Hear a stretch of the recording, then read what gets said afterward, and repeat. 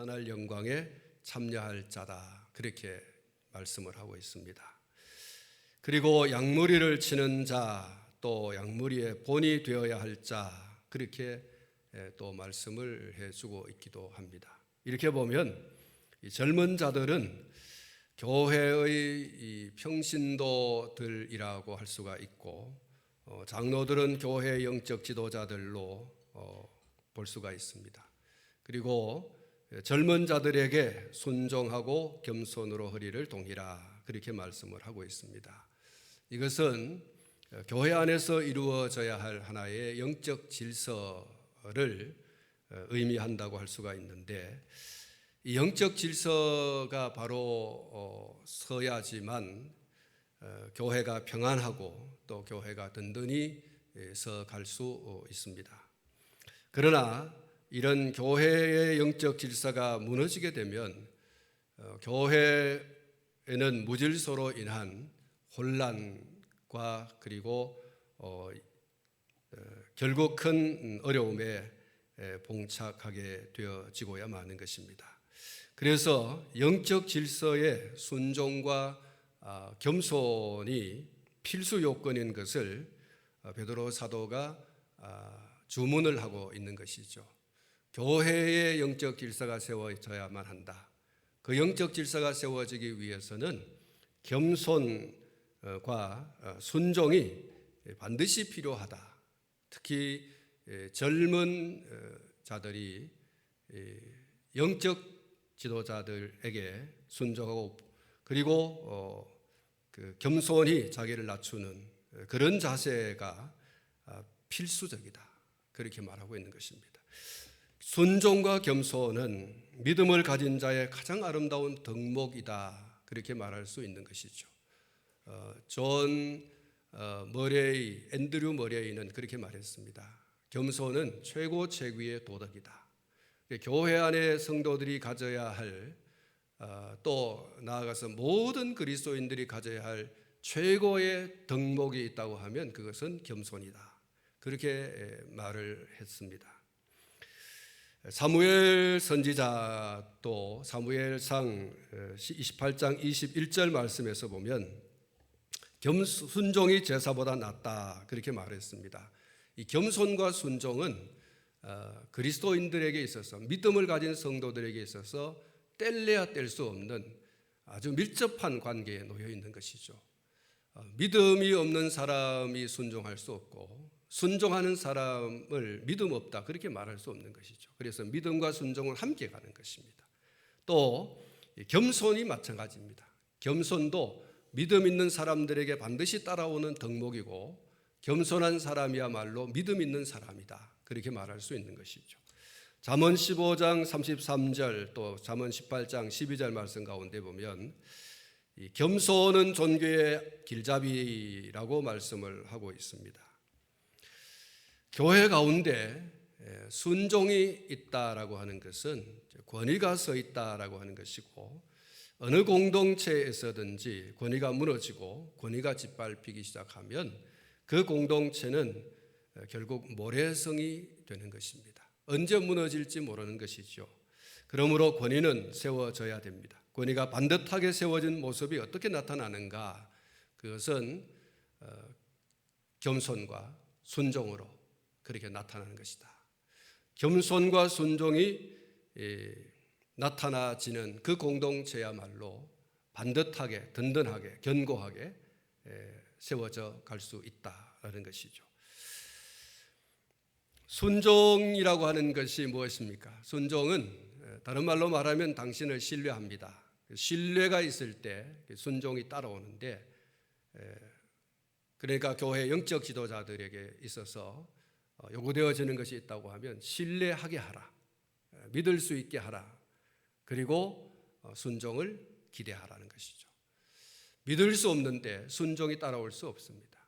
그래서 믿을만 하게 하고, 그리고 성도들이 믿어주는, 신뢰하는 그 신뢰의 결과로서 순종하게 하는 순종이죠. 이것이 물같이 흐르게 될 때 교회가 든든하게 서갈 수 있는 것이다. 교회와 관련해서 베드로 사도는 정말 중요한 기초요 저춧돌이라고 할 수 있죠. 저는 그리스도시요 살아계신 하나님의 아들입니다 라고 주님께 주님이 나를 누구냐라고, 너는 나를 누구라고 하느냐라고 물으실 때 베드로가 그렇게 대답을 했지 않습니까? 그 대답을 하실 때 바요나 시몬아 네가 복이 있다. 이 반석 위에 내가 내 교회를 세우겠다라는 말씀을 했습니다. 그래서 교회와 베드로는 굉장히 깊은 그런 의미가 있고, 그런 의미에서 베드로 사도가 교회를 든든히 세워가는 데 있어서 무엇이 중요한가라고 하는 이야기를 했다고 하는 것은 매우 의미가 있다고 알겠습니다.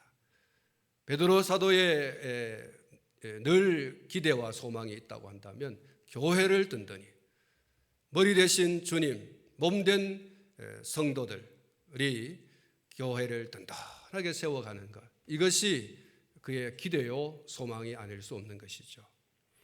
그래서 교회가 든든하게 세워가는 데 있어서 이 겸손과 순종, 그리고 영적 지도자들의 신뢰할 만한, 순종할 만한 그러한 어떤 본을 보이는, 이것은 굉장히 중요하다.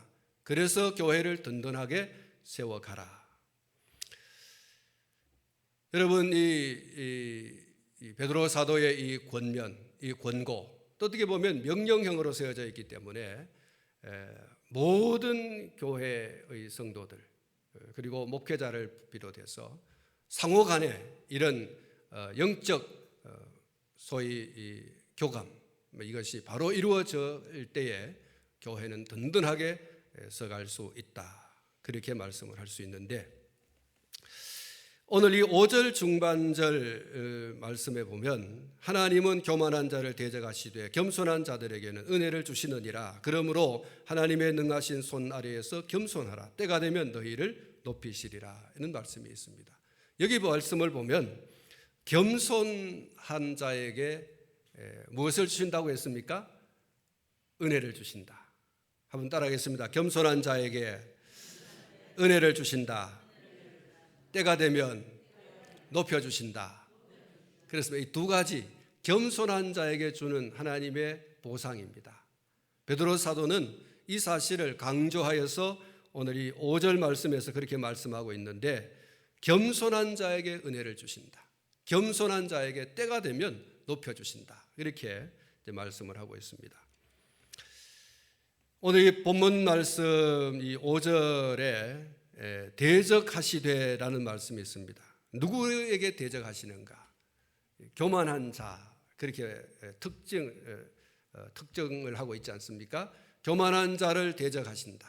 그러나 겸손한 자에게는 은혜를 주시고 그를 때가 되면 높여주신다. 그렇게 말씀합니다. 여러분, 여기 대적이라고 하는 말은 싸운다는 말이거든요. 네하고 내하고 적이다. 그래서 우리는 처절히 싸워야 된다. 겸손한 자에게 대하여 하나님이 싸움친다. 그렇게 말씀하고 있습니다. 여러분, 하나님과 겨루어 이길 자가 누가 있겠습니까? 하나님과 겨루어 이길 자는 세상에 천상천하에 아무도 없습니다. 결국 하나님에 의해서 산산이 부서질 자가 하나님의 대적자인데, 베드로 사도는 그를 특정하기를 교만한 자다, 그렇게 말하고 있습니다. 반면에 하나님께서 겸손한 자에게는 은혜를 베푸신다, 그렇게 말했지 않습니까? 은혜는 거저 주는 겁니다. 거저 받는 것입니다. 겸손한 자에게는 하나님께서 가까이 오셔서 필요한 것을 때를 따라 공급해 주십니다. 그래서 은혜 받은 자의 입술에 풍성한 것이 있는데 그것은 겸손입니다. 좀 더우시죠? 에어컨을 좀 틀어주세요. 지난주일은 또 춥다 그래가지고 날씨를 종잡을 수 없습니다. 제일 낮게 좀 해주십시오. 됐습니다. 자, 이제 마음 놓고 이제 말씀을 들어야 되겠죠. 선풍기를 할 필요가 없습니다. 이제는 저절로 찬바람이 올 것입니다. 자, 여러분, 이 하나님의 은혜를 받은 자에게 나타나는 두드러진 특징이 있다. 하나님이 겸손한 자에게 은혜를 주시는데 이 은혜 받은 자에게 나타나는 두드러진 그 특징은 감사입니다. 여러분 가운데 감사가 많으신 분 계십니까? 여러분이 바로 은혜 받은 사람이에요. 은혜 받은 사람의 특징은 감사가 넘치는 거예요. 감사가 없다고 하는 것은 은혜가 없다는 거겠죠. 여러분 가운데 은혜가 더 많이 있기를 축원합니다. 그래서 여러분의 입술을 통해서 감사. 여러분 주일날 그 헌금의 그 내용을 보면 범사에 감사합니다. 이런 분들이 많이 있는데 범사라는 게 뭡니까? 추울 때나 더울 때나 아플 때나 건강할 때나 뭐 즐거울 때나 슬플 때나 괴로울 때나 뭐 마음의 평안이 있을 때나 아무튼 뭐 모든 삶의 영역에서 하나님께 감사하지 않을 게 없다. 추우면 추운 대로, 더우면 더운 대로, 아프면 아픈 대로, 건강하면 건강한 대로, 슬프면 슬픈 대로, 기쁘면 기쁜 대로, 그렇게 하나님 앞에 감사의 조건을 찾아서 감사하는 소위 전천후 감사, 하박국 선지자의 감사와 같은 그런 감사, 이게 여러분 은혜 받은 자가 가지고 있는 특징이에요. 특징. 바로 오늘 저와 여러분이 그런 특징을 가진 은혜 받은 자가 될 수 있기를 주님의 이름으로 축복합니다. 겸손한 자에게 그런 은혜를 주신다, 이렇게 말씀을 하고 있습니다. 사랑하는 성도 여러분, 겸손하시고 더 겸손하셔서 하나님이 부어주시는 값없는 은혜, 값없이 부어주시는 은혜, 그런 은혜를 충만히 받으시고요. 그리고 때가 되면 높여준다고 했지 않습니까? 하나님의 그 시간, 하나님의 시간, 그 시간에 하나님이 우리를 높여주신다. 겸손한 자를 높여주신다. 사랑하는 성도 여러분, 하나님은 거짓말하지 못하신다고 했지 않습니까? 거짓말 못하시는 하나님이 이 약속을 하시는 겁니다. 때가 되면 높여주겠다. 이게 여러분 베드로가 많이 경험한 것이고요. 또 예수님의 제자들이 많이 경험한 것입니다. 하나님이 때가 되면 사람들 가운데, 많은 잡초들 가운데 수양버들처럼 우뚝 세워주시는, 백향목같이 세워주시는 그런 하나님의 그런 때가 있습니다. 나를 낮추고 또 낮추고 또 낮추면 하나님이 때가 되면 나를 높이 올려주십니다. 널뛰기 해보셨죠? 내가 다른 사람을 막 높여주기 위해서 힘차게 구름을 하고 내려가면 그 다음에는 내가 올라가는 것이죠. 시소를 타보셔도 그렇습니다. 내가 다른 사람을 높여주면 내가 낮아질 수밖에 없어요. 내가 낮아지면 또 다음 순간에 내가 높아지죠. 근데 하나님은 내가 나 자신을 많이 낮추면 하나님이 나를 하나님의 때, 하나님의 시간에 나를 높여주십니다. 그건 아무도 말릴 수가 없고 아무도 내려앉힐 수 없어요. 하나님이 높이시는데 누가 내리겠습니까? 사랑하는 성도 여러분, 모르드게를 높이시고 하만을 낮추신 하나님을 여러분이 잘 기억하실 겁니다. 사울을 낮추시고 다윗을 높이신 하나님을 잘 기억하고 있을 것입니다. 애굽과 아수르와 바벨론을 낮추시고 유다를 높이신 하나님을 기억하실 겁니다. 앞에 있는 이 부류는 다 교만한 부류들이죠. 사울의 교만, 아수르의 교만, 애굽의 교만, 바벨론의 교만, 그리고 또 하만의 교만. 하나님이 이 교만한 자들을 다 낮추시고 겸손한 모르드게를 높이시고 다윗을 높여주시고 유다를 높여주시는 이런 하나님의 거룩한 원리를 오늘 저와 여러분들이 성경을 통해서 잘 살펴보게 되는데, 하나님의 이런 영적 원리는요 바뀌지 않습니다. 예부터 지금까지, 그리고 앞으로도 하나님의 이 영적 원리는 계속되어집니다. 겸손한 자를 때가 되면 높여주시는 하나님이시다.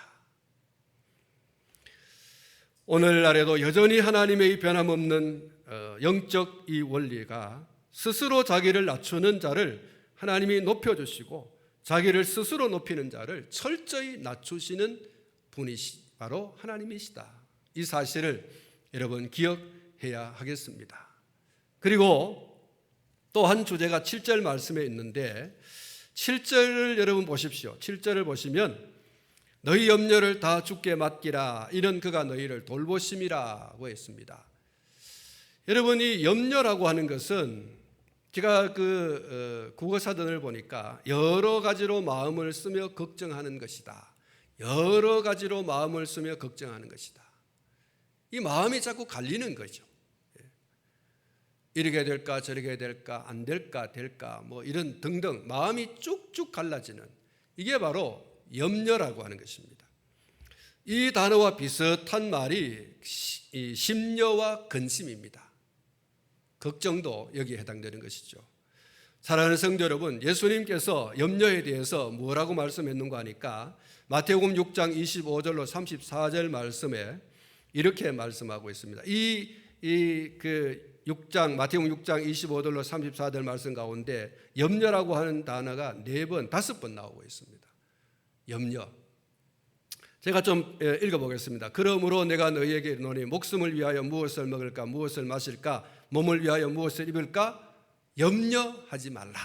목숨이 음식보다 중하지 아니하며 몸이 의복보다 중하지 아니하냐. 공중의 새를 보라. 심지도 않고 거두지도 않고 창고에 모아들이지도 아니하되 너희 하늘 아버지께서 기르시나니 너희는 이것들보다 귀하지 아니하냐. 너희 중에 누가 염려함으로 그 키를 한 자라도 더할 수 있겠느냐. 또 너희가 어찌 의복을 위하여 염려하느냐. 들의 백합화가 어떻게 자라는가 생각하여 보라. 수고도 아니하고 길쌈도 아니하느니라. 그러나 내가 너희에게 말하노니 솔로몬의 모든 영광으로도 입은 것이 이 꽃 하나만 갖지 못하였느니라. 오늘 있다가 내일 아궁이에 던져지는 들풀도 하나님이 이렇게 입히시거든 하물며 너희일까 보냐. 믿음이 작은 자들아. 그러므로 염려하여 이르기를 무엇을 먹을까 무엇을 마실까 무엇을 입을까 하지 말라. 이는 다 이방인들이 구하는 것이라. 너희 하늘 아버지께서 이 모든 것이 너희에게 있어야 할 줄을 아시느니라. 그런즉 너희는 먼저 그의 나라와 그의 의를 구하라. 그리하면 이 모든 것을 너희에게 더하시리라. 그러므로 내일 일을 위하여 염려하지 말라. 내일 일은 내일이 염려할 것이요 한날의 괴로움은 그날로 족하니라. 할렐루야. 여러분 이 말씀 가운데 염려하지 말라 염려하지 말라 염려하지 말라 계속 말씀하고 있어요. 마음을 자꾸 갈기갈기 찢어놓지 말라는 거죠. 한번 따라 하십시다. 염려하지 말라. 염려하지 말라. 사랑하는 성도 여러분, 염려한다고 참 일이 잘 되어지면 얼마나 좋습니까? 그리고 또 우리가 염려하고 싶지 않다고 염려가 다가오지 않는 것도 사실은 아니죠. 우리가 염려하지 않겠다 그러면 염려가 도망을 가는 것입니까? 그런다고 해서 염려가 되지 않는 것입니까?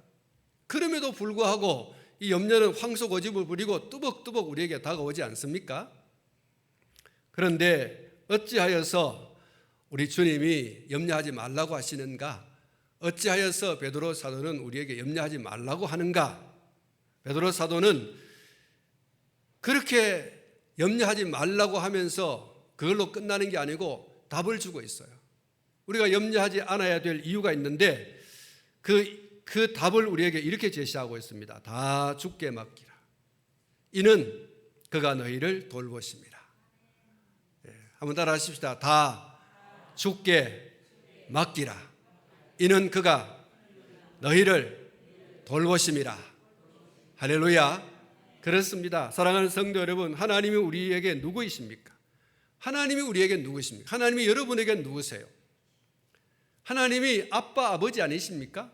아빠 아버지예요. 여러분 이 사실을 믿으십니까? 아빠 아버지, 그분이 바로 하나님이세요. 갈라디아서 4장 6절 말씀에 보면 이런 말씀이 있습니다. 너희가 아들이므로 하나님이 그 아들의 영을 우리 마음 가운데 보내사 아빠 아버지라 부르게 하셨느니라. 할렐루야. 아빠 아버지라 부르게 하셨다는 거예요. 오늘 우리가 하나님을 향해서 아빠 아버지라 부르시고 싶어서 부르는 게 아니고 하나님이 우리에게 나를 아빠 아버지라고 불러라고 하는 거예요. 허용해 주셨어요. 허락해 주셨어요. 로마서 8장 15절 말씀에 너희는 다시 무수하는 종의 영을 받지 아니하고 양자의 영을 받았으므로 우리가 아빠 아버지라고 부르짖느니라 이렇게 말씀하고요. 요한복음 4장 12절 말씀에 영접하는 자 곧 그 이름을 믿는 자들에게는 하나님의 자녀가 되는 권세를 주셨으니라고 했습니다. 사랑하는 성도 여러분, 우리가 하나님을 향해서 아빠 아버지라고 부를 수 있는 이 권은요, 우리 스스로에게서 나온 것이 아니고 하나님 아버지께서 예수님을 영접하는, 예수님을 구주로 영접하는 자에게 주는 권세라고 했어요. 아빠 아버지라고 부를 수 있는 권세를 줬어요. 우리가 잘 아시는 대로 육신의 부모는 자식의 일이라고 하면 모든 것을 다 해주고 싶어요. 심지어 자식이 아프면 부모인 자신이 대신해서 아팠으면 좋겠다라고 해요. 자식이 죽을 일이 있으면 부모는 내가 제 자식을 위해서 대신 죽었으면 좋겠다라고 해요. 이게 부모의 마음이죠.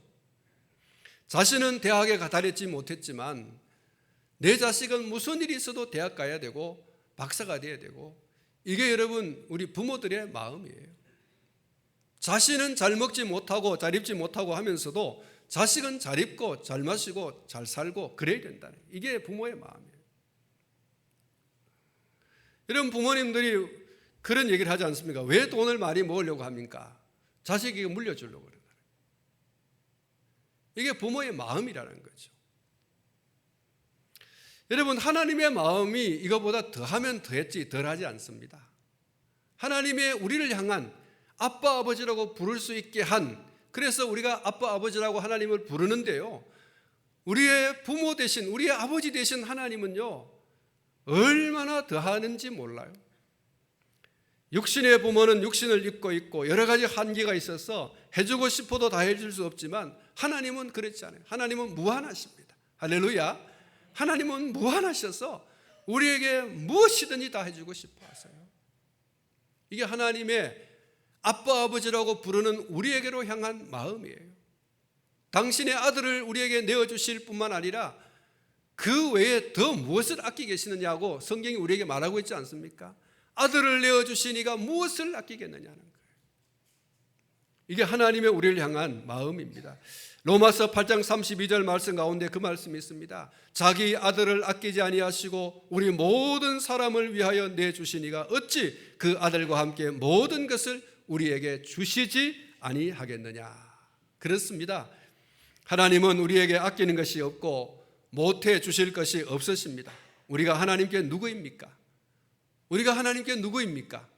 한번 따라 하십시다. 아들과 딸입니다. 그렇습니다. 아들과 딸이에요. 아빠 아버지라고 부를 수 있는 하나님의 자녀, 하나님의 아들과 딸인 거예요. 그러므로 우리가 하나님을 향해서 하나님께 모든 것을 맡깁니다. 베드로 사도가 그랬어요. 맡겨라 그랬어요. 맡겨라. 하나님께 다 던져버려라. 다 굴려버려라. 그거예요. 그게 우리를 향해서 베드로 사도가 힘줘 말하는 염려하지 마라. 우리가 염려하지 말아야 할 이유, 하나님께 맡기면 하나님 그분이 우리를 뭐 하신다고요? 돌보신다 그랬어요. 우리를 돌보시는 그분이시기 때문에, 그분이 계시기 때문에 우리가 염려할 이유가 없다. 사실 우리가 염려한들 길을 한자나 더 할 수 있게 하고 뭐 어떻게 우리가 무엇을 이룰 수 있고 염려한다고 해서 뭐 그렇게 이루어질 것이 아무것도 없다. 우리가 하나님께 자녀이니 하나님이 우리의 아빠 아버지이니 그 아버지께 모든 것을 맡겨라. 왜냐? 그가 우리를 돌보시기 때문에 그렇다. 이렇게 말하고 있습니다. 하나님의 자녀들은 우리를 돌보시는 하나님의 돌보심이 어느 정도인가? 여러분 어느 정도라고 생각하세요? 하나님이 자녀인 오늘 저와 여러분들을 돌보시는데 어느 정도로 돌보시는가? 여러분 시편 121편을 보시면 이런 말씀이 있습니다. 여러분 아마 자막이 나올 텐데요. 1절부터 나누어서 한번 읽어보겠습니다. 제가 1절을 읽고 여러분 2절 읽고 이렇게 해서 교독을 하겠습니다. 내가 산을 향하여 눈을 들리라. 나의 도움이 어디서 올까? 여호와께서 너를 실족하지 아니하게 하시며 너를 지키시는 이가 졸지 아니하시리로다.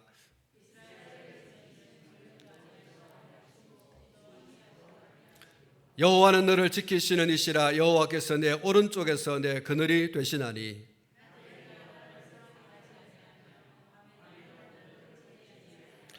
여호와께서 너를 지켜 모든 환난을 면하게 하시며 또 내 영혼을 지키시리로다.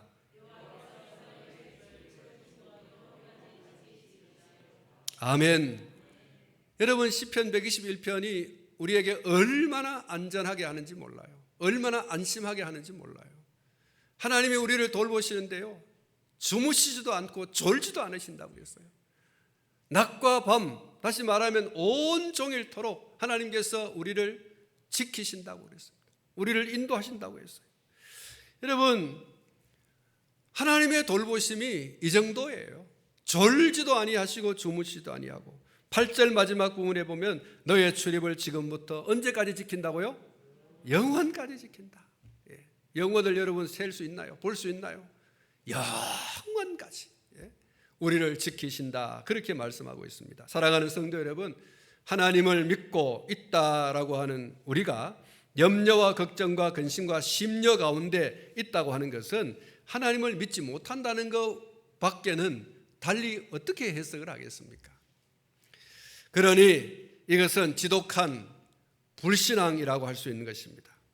악한 마귀는 우리에게 세상의 여러 가지 일들로 염려하고 걱정하고 근심하고 심려 가운데 빠져서 허우적거리기를 바라고 있습니다. 얼마나 기대하고 있는지 몰라요. 그리고 그런 구렁텅이 속으로 우리를 자꾸 밀어넣으려고 하고 있어요.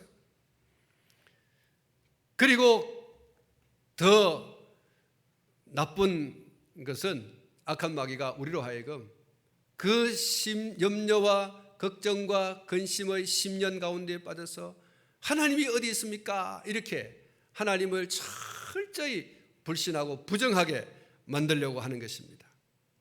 여러분, 이게 마귀의 전략입니다. 마귀의 전략입니다. 베드로 사도가 명령하고 있습니다. 너희 염려를 다 주께 맡기라. 너희 염려를 다 주께. 염려하지 말고, 너희 염려를 끌어안고 실험하지 말고 그 염려를 다 주께 맡겨라. 맡길 이유, 그가 너희를 돌보심이라. 여러분, 병아리가 자기 새끼를 품듯이 품고 계시는 우리 하나님이 계신다고 하는 사실을 여러분 기억하십시오. 시편 121편에 뭐라고 했습니까? 온종일토록 우리를 지키시는 분이 우리 하나님이십니다. 졸지도 아니하신다, 주무시지도 아니하신다. 우리에게 집중하여 지켜보고 계시는, 누구라도 그 어떤 악한 것이라도 엄습하지 못하게, 낮에 해와 밤의 달도 상하지 못하게 지켜주시는 분이 하나님이시다. 이스라엘 백성들의 광야 40년 생활, 하나님이 늘 지켜주시고 하나님이 늘 보호해 주시고 하나님이 늘 인도해 주셨죠. 불평과 불만이 일어나는 것은 지 마음대로 안 되니까 그런 거죠. 하나님은 늘 졸지도 않고 주무시지도 않고 해 주시려고 하는데, 이게 욕심이 과하여 자기 마음대로 안 된다고 원망하고 불평하고, 하나님은 적재적소에 그리고 적당한 시간과 때에 먹을 것 주시고 입을 것 주시고 마실 것 주시고 다 주셨지 않습니까? 요구하는 대로 줬어요. 고기 먹고 싶다고 해서 고기 주시고, 물 마시고 싶다고 해서 물 주시고, 춥다고 해가지고 해를 주시고, 덥다고 해서 구름을 주시고, 여러분 그렇게 하나님께서 늘 그렇게 보호해 주시고 인도해 주셨잖아요. 하나님이 너희를 돌보심이라. 그렇습니다. 사랑하는 성도 여러분, 오늘 염려와 걱정과 근심, 심려 우리 주님께 다 맡기시기를 축복합니다. 맡기시면 그분이 돌보신다. 그분이 돌보신다. 사실 우리가 자꾸 염려를 맡긴다고 하지만 아까 말씀드린 대로 쉽게 그것이 쉬 사라지지 않지만, 그러나 하나님의 가장 적당한 시간에 그 모든 염려와 걱정과 근심이 변하여 기쁨이 되게 하시고 즐거움이 되게 하시고 감사가 되게 하시는 하나님이신 줄로 믿습니다. 합력하여 선을 이루시는 분이라고 했지 않습니까? 그 믿음의 선배 바울의 고백처럼 오늘 저와 여러분들도 확실히 믿고 그 하나님께 맡겨, 소위 의탁이죠. 하나님께 의탁하고, 그러면 하나님이 우리를 돌보시는 것을 우리의 삶의 현장에서 확실히 보게 될 것이다. 여러분, 찬송가 369장을 한번 찾아서 우리 한번 부르면 좋겠습니다. 우리 피아노 반주를 해주시면 좋겠습니다. 369장 우리 찬송하고 말씀을 맺겠습니다.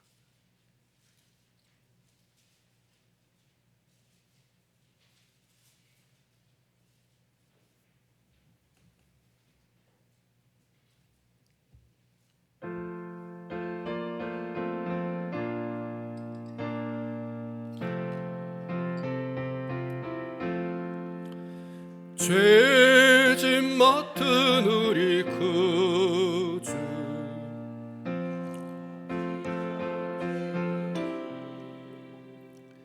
걱정 근심 무거운 짐 우리 주께 맡기세.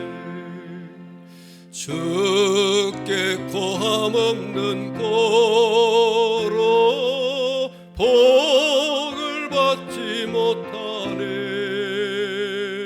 사람들이 어찌하여 아랠 줄을 모를까. 시험 걱정 모든 괴로움 없는 사람 누군가. 부질없이 낙심 말고 기도드려 아뢰세. 이런 진실하신 친구 찾아볼 수 있을까. 우리 약함 아시오니 어찌 아니하될까. 근심 걱정 무거운 짐 아니 진자 누군가. 피난처는 우리 예수 주께 기도드리세. 세상 친구 멸시하고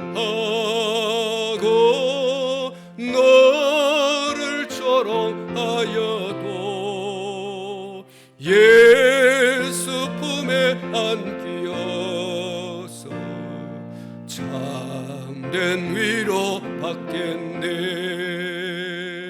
아멘. 할렐루야. 겸손하라, 순종하라, 그렇게 말씀했고요. 의탁하라, 모든 염려 다 주께 맡겨라, 그가 너희를 돌보심이라. 오늘 이 말씀 부여잡고 여러분 교회를 든든하게 세워나가는 모퉁이 돌이 되십시오. 겸손과 순종으로 주의 몸된 교회의 모퉁이 돌이 되어서 든든하게 세워가는 주인공 되시고, 염려를 주께 맡김으로, 주께 의탁함으로 하나님의 돌보심을 삶의 현장에서 많이 경험하고, 우리를 넘어뜨리려고 하는 악한 마귀 사단의 괴계를 비웃는 오늘 저와 여러분들 되시고, 정말 우리가 넘어지기를 기대하고 바라는 사탄의 이 마귀의 그 모든 괴계가 무너지는 그런 것을 그가 경험하고, 무너지는 그의 모습을 오늘 저와 여러분들이 보는 그런 은혜가 있기를 주님의 이름으로 축복합니다. 기도하겠습니다. 하나님 아버지,